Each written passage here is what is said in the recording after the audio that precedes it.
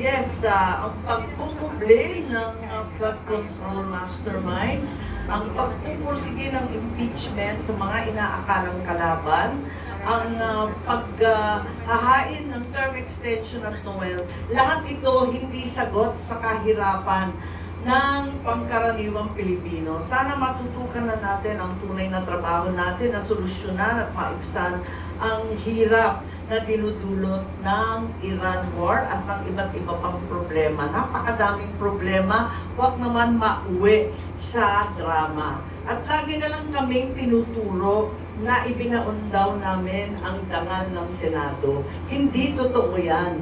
Ang dangal ng Senado ay nawawala sa publiko dahil sa pagtakip ng Blue Ribbon, ang hihinto ng mga testigo, ang tuloy-tuloy na impeachment at pagpupolitika, ang walang bahid na pagpupursige ng tsa-tsa, term extension, at pagkakansela ng eleksyon sa 2028. Yan ang nakakasira sa amin.